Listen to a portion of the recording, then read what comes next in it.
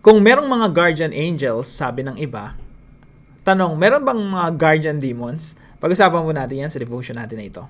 Magandang araw po sa bawat isa sa inyo. Welcome back to our 365 Daily Devotion Seminary Edition. Ngayon, nasa letter D na po tayo at pag-uusapan po natin demons. Good morning po sa bawat isa. Umaga-umaga, no? Demonyo yung pinag-uusapan natin.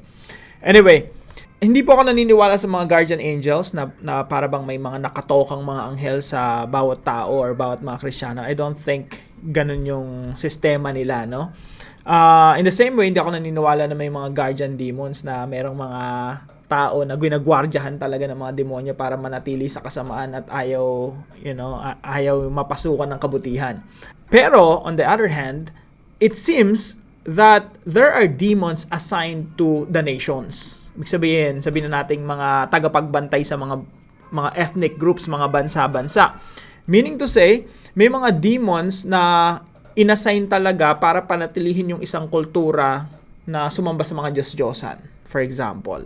Or panatilihin yung isang bansa na sumagad talaga sa kasamaan at korupsyon. So, naniniwala ako na ganun sila nag-ooperate, no? But I don't think na bawat individual na tao may mga guardian angels or guardian demons. Now, sabi po dito sa Ephesians chapter 6 verse 12. Ito po ay isang katotohanan na tayo ay nasa digmaan.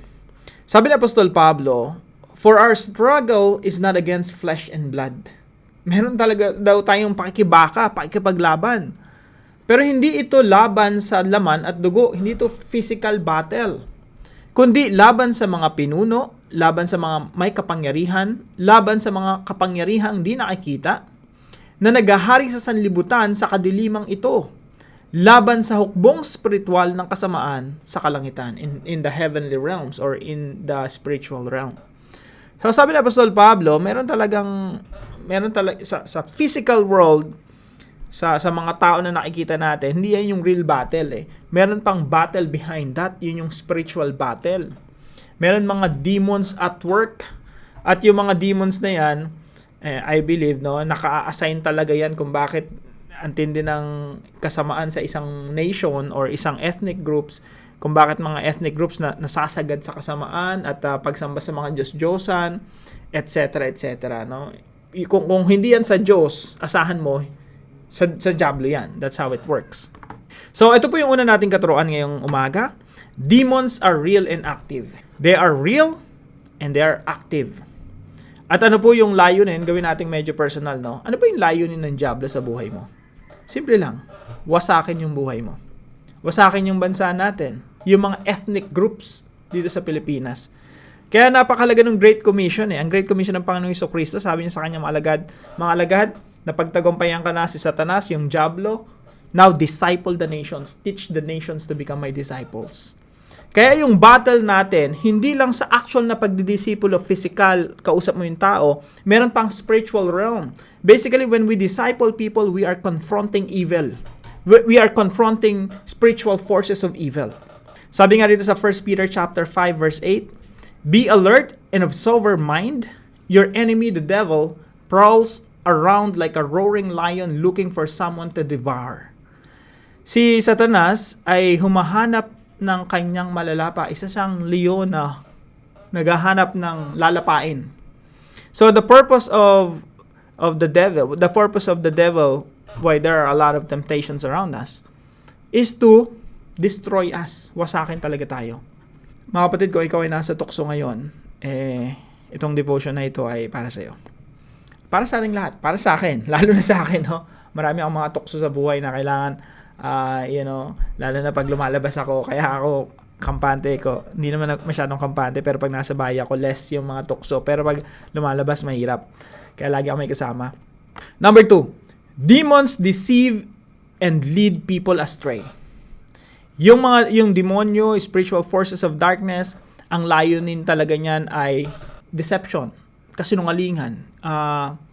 Kumbaga, yung mga tao lasunin ng kasinungalingan. Sabi po rito sa 2 Corinthians chapter 11 verse 14 and 15, "And no wonder, for Satan himself masquerades as an angel of light. Kaya si Satanas, hindi mukhang pangit na diablo na may sungay, na may buntot, na may hawak ng pitchfork na pag nakita mo pa lang matatakot ka na. Sabi dito, Satan himself masquerades as an angel of light. Maganda yung muka na pinapakita ng diablo. Maganda yung, kaya yung lahat ng tukso ni Satanas, masarap eh. Yun yung atake niya kay Adam and Eve. Pinakitaan niya ng, ng temptation na talagang maaakit sila. Doon talaga pinupukaw yung isip. Kaya tatlo po yan eh. Lust of the flesh, lust of the eyes, and the pride of life. Lust of the flesh, yung nakakapanginig ng laman. Yung talagang masarap, gustong-gusto mo. Gusto-gusto ng laman. Lust of the eyes, yung nakakapukaw ng mata. And the pride of life, kayabangan, kahambugan. Lahat ng magdudulot sa'yo ng kahambugan. Pwedeng mga material things. Or something na papalakpakan ka ng tao. Lahat ng tukso nito sa Satanas, maganda. It is not surprising then if his servants also masquerade as servants of righteousness. Kaya nga po lahat ng mga religion na anti-Jesus, anti the God of the Bible, lahat sila, mabubuti naman yung sinasabi. Pero yung pagiging mabuti, it's not enough eh. Minsan nga, sobrang committed tayo sa mabuting relihiyon, pero napapalayo naman tayo sa tunay na Diyos. Kaya yung mga ibang mga relihiyon na mabuti din naman yung ginagawa, huwag mong expect na sa Diyos galing yan, no? Kasi si Satan nga, sabi dito, his servants also masquerade as servants of righteousness. Kaya hindi katakataka na ang kanyang mga lingkod ay magkunwaring lingkod ng katuwiran.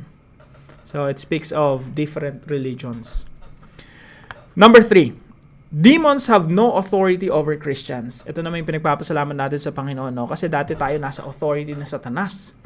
Pero nung dumating ang Panginoong Jesucristo sa ating buhay, na ipangaral ang Ebanghelyo sa atin, tinanggap natin at niyakap ang Ebanghelyo ng ating Panginoong Jesucristo, yung ating mga kadena na nakakabit sa kasalanan at kay Satanas, lahat ng yun ay winasak ng Diyos. The reason the Son of Man appear is to destroy the works of the devil. Winasak talaga ng Panginoong Jesucristo ang pagkilos ng diablo sa ating mga buhay. Sabi po rito sa 1 John chapter 4 verse 4, dahil tayo pinalaya na sa pamamagitan ng Panginoong Jesucristo, tayo ay mananagumpay na. Little children, you are from God and have overcome them. Napagtagumpayan na natin dahil sa Panginoong Jesucristo. At sabi po rito, for he who is in you is greater than he who is in the world. Yung Kristo na nasa ating buhay ay mas dakila sa kahit kaninong mga diablo o kahit kaninong mga nilalang na laban sa Diyos. Kayo'y sa Diyos, mga munting anak, at inyong dinaig sila, sapagkat siyang nasa inyo ay higit na dakila kaysa nasa sanlibutan. Tayo po ay na kay Kristo at walang authority sa atin, ang diablo. Now, paano po natin i-apply itong devotion natin sa buhay natin, no? Practically speaking?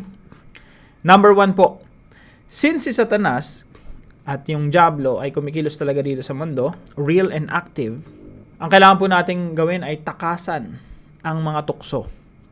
Tandaan po natin, sabi po dito sa Ephesians chapter 6 verse 11, merong tinatawag ditong schemes of the devil.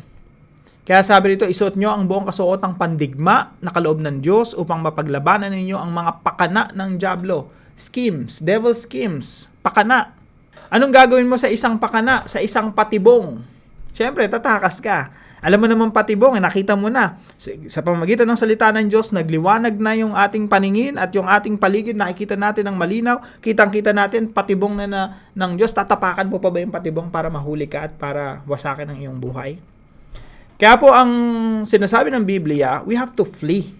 Patibong na nga yan eh. Wawasakin yung buhay mo yan eh. You have to flee. Ibig sabihin yan, takasan. 1 Corinthians chapter 6 verse 18, sabi dito, flee from sexual immorality. Iwasan ninyo ang immoralidad. Mas maganda to sa Greek eh. Sa Greek kasi fugo, ibig sabihin, fugo, escape. Talagang, anong gagawin mo sa isang bagay na magwawasak sa'yo? Sa isang sitwasyon na wawasakin ka? Di ba, tatakas ka? Kung alam mo ikukulong ka ng isang terorista at papahirapan ka, tatakas ka na talaga. Yun, ang problema kasi sa scheme ng diablo, ang presentation laging maganda, masarap. Kaya minsan ayaw nating takasan. Pero ang sinasabi ng banal na kasulatan, kailangan natin magtiwala sa banal na kasulatan na sinasabi, flee, takasan. Flee from sexual immorality. Yung sexual immorality po rito ay adultery. Pero sa Greek po niyan, it has something to do with porneia, pornography. Porneia, no? Doon natin nakuha yung salitang pornography. Pero pwede po itong immoralidad or adultery. Now, anong gagawin mo sa pornography or any kinds of sexual immorality? Flee. Takasan. Interesting nga itong salitang flee kasi fugo ito sa Greek yung ginamit dito. Tapos yung Spanish ng fuego, fire. Sa Tagalog, meron tayong kasabihan na naglalaro ng apoy. Yung tukso, parang apoy talaga. Kapag napaso ka, tanggalin mo na yung kamay mo. Huwag mo nang ibabad pa para sunugin ang kamay mo. So, tayo po, bilang na ako dyan. Ang tingin natin sa tukso, dapat para kang sinusunog dyan. Ang gagawin mo talaga, tumakbo palayo. Don't try to, stay in a situation na natutukso ka, nadadarang ka sa apoy. Mahirap yun Yung sasabihin mong, okay, hindi ako matutukso, pero nandun kayo sa motel, di ba? Hindi ako matutukso, pero nakabukas na yung computer mo, laptop, cellphone, napupunta ka sa mga malalaswang mga pinapanood. Hindi pwede yun You have to flee. You have to escape. So, flee from temptation and devil schemes. Again, 2 Timothy chapter 2, verse 22, flee youthful passions.